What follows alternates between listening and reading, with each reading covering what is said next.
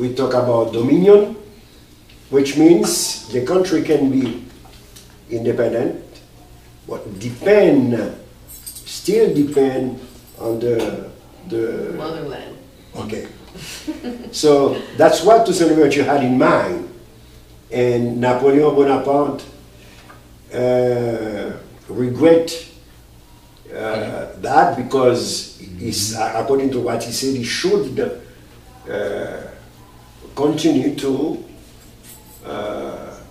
rule Saint-Domingue with Toussaint Louverture. That's what we call dominion now. And Aimé Césaire, the historian from Martigny, that's a creation of Toussaint Louverture in science politics. After many years after the death of Toussaint Louverture, the talk about dominion, commonwealth, Toussaint Louverture had that in mind.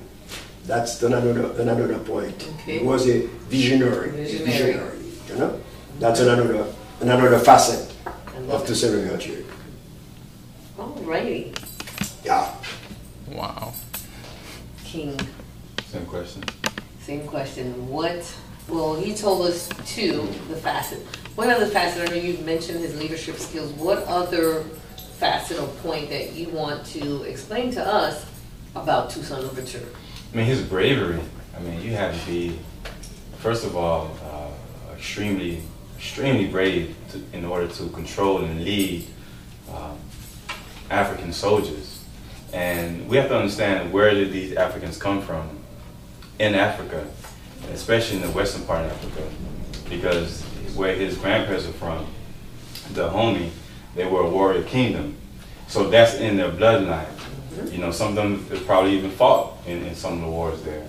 So these types of individuals aren't really the nicest kinds of people. You know, it could be a bit unruly. So he had to have been either extremely cruel, which I'm not sure of Toussaint, or he had just have been a master strategist in order to get everyone in line. And the reason why that stands out to me is because, you know, I'm a mentor, a leader in my community, and you know, some people aren't as easy to deal with.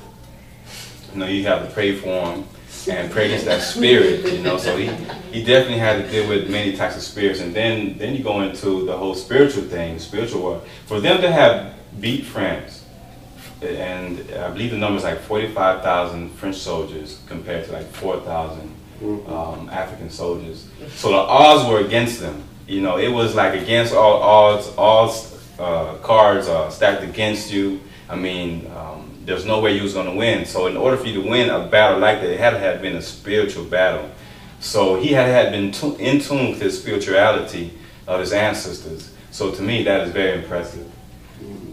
I think you're saying something very powerful, because again, it's like, I just like to take things to bring it to modern day. Okay. But it's good to look back, because Toussaint Louverture, like you said, these were not the easiest people to deal with. I mean, you know how you deal with people now. If you're a school teacher or whoever you're dealing with, you're like, oh my God, what is going on with these people today?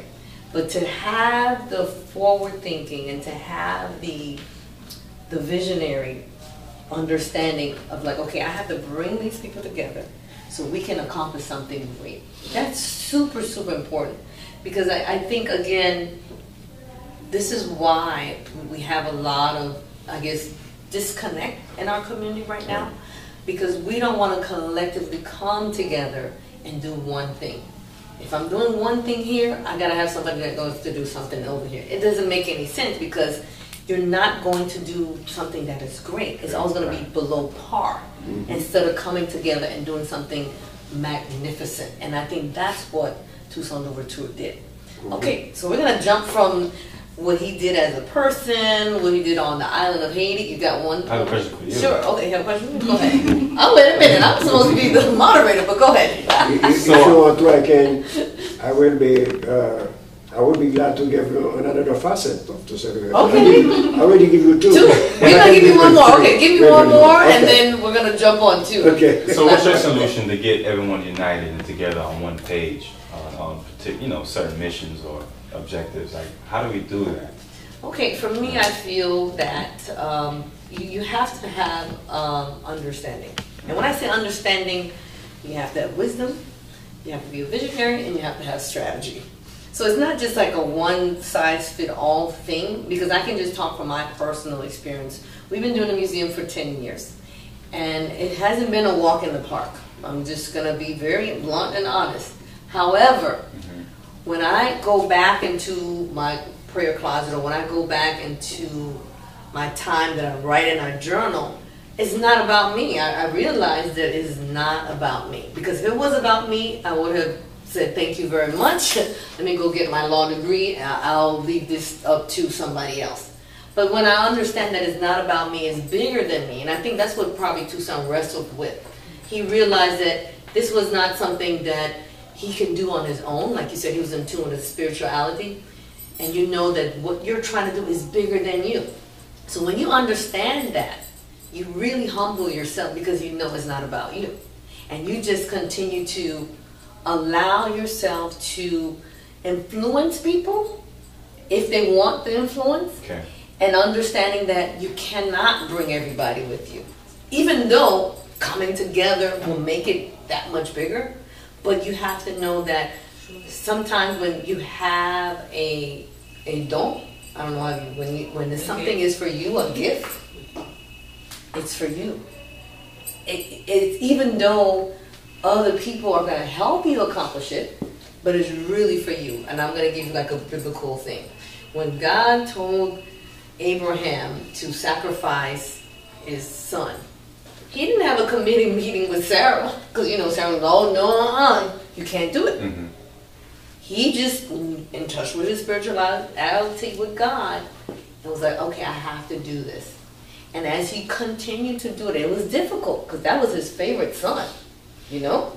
So he continued, and once he continued, God was, okay, I see you for real, I'm going to take care of it. So I just feel that we don't know how to bring everybody together.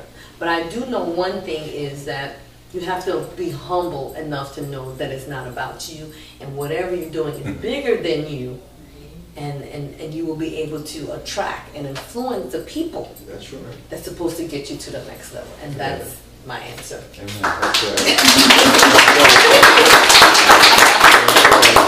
Thank you, okay. That's good. Thank you, good. The historian said that's good, so you guys taking notes so we can mark this day in history. We're making history right now. Okay, so give me the third facet. All right. Toussaint Louverture was an expert in international relations. That's awesome. And Leslie Manigat, who was my teacher when I was a young boy in Haiti, who wrote a lot of books about Haitian history, about Toussaint Louverture. And Leslie Manigat is alive in Haiti now, more than, it should be 84 years now. As an expert in international relations, Leslie Manigat, he said Toussaint Louverture was a very important strategist in international relations. He said, for example, in 1798, even though Saint-Domingue, because we used to call the whole island, the east part and the west part, Dominican Republic and Haiti, it was Haiti, okay? And in 17th, 18th century, a colony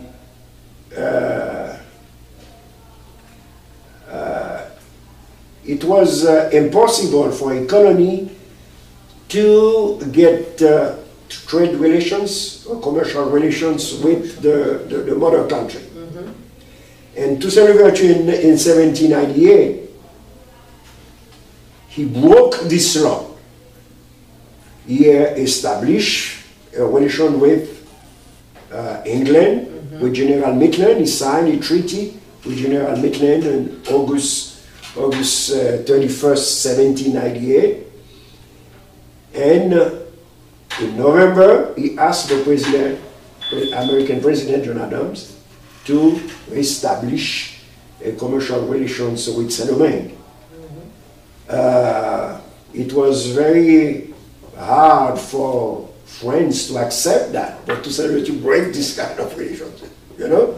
And Toussaint Louverture knew why he did that in 1798, because in 1800, he will become governor of Saint-Domingue. 1800, he will become governor of Saint-Domingue. So 2 years before, he broke all this, the law. So commercial relations with the United States, and he bought a lot of weapons and munition from the United States and from England too. So Leslie Manigat, who is an expert in international, Toussaint Louverture was a master in international relations because of this kind of policy in 1798. That's That's awesome. the third facet. That's okay. We got three facets. Yes. The first facet was we said he was a strategic, military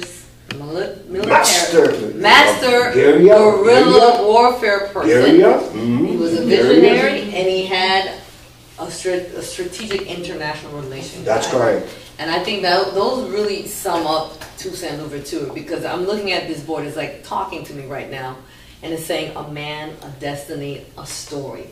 And that's what this guy is really about, because it really was a man. He had a destiny, and his story is so faceted.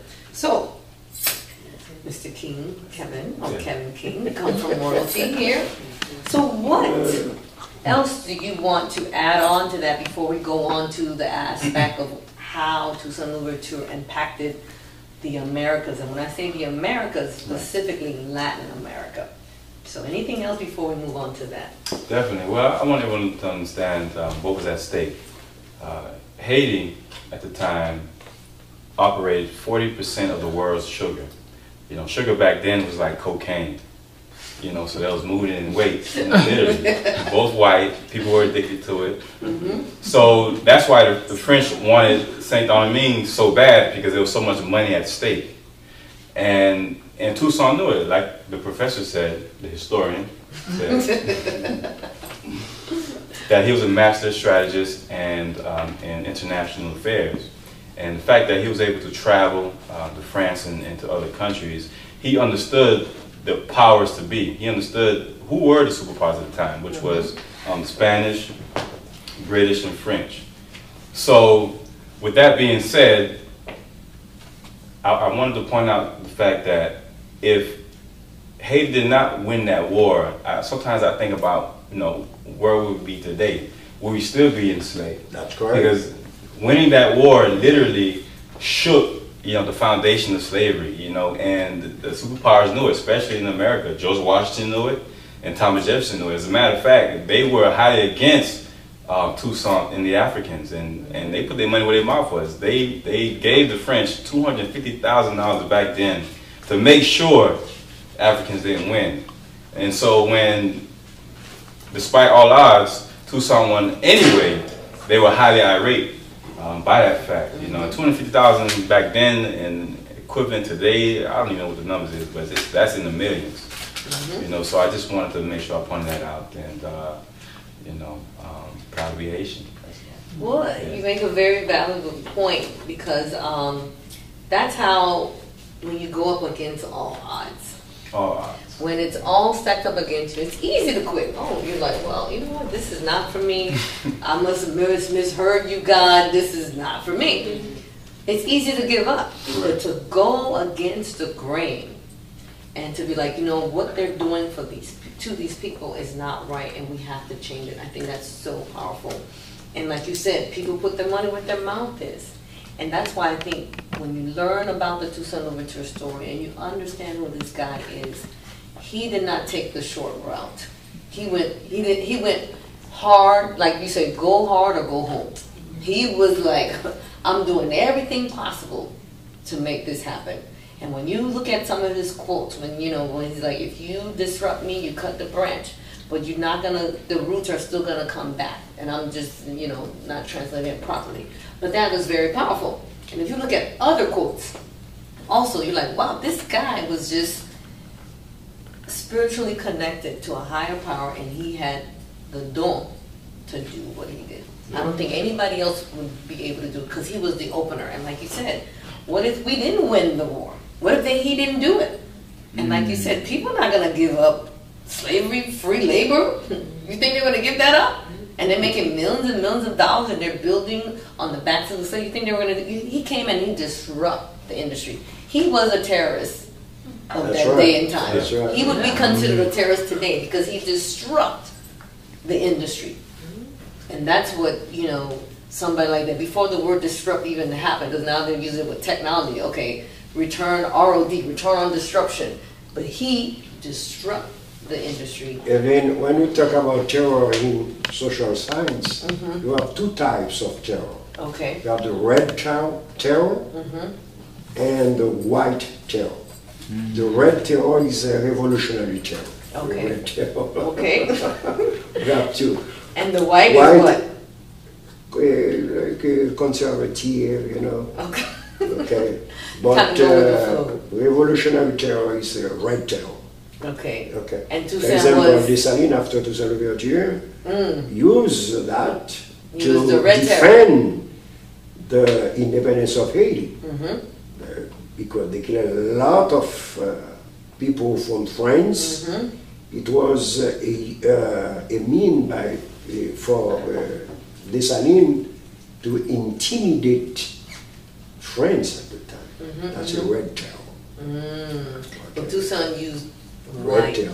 Not Toussaint was red also. terror too. And Dessalines To used red. intimidate, yeah. Okay. Okay, that I did not Yeah. know. See, you learned something. When, for example, in a dictatorship, like the dictatorship we get in Haiti with Duvalier. That's why I'm living today in the United States, because I was a teacher in Haiti and I love my country. But my life and the life of my wife and my daughter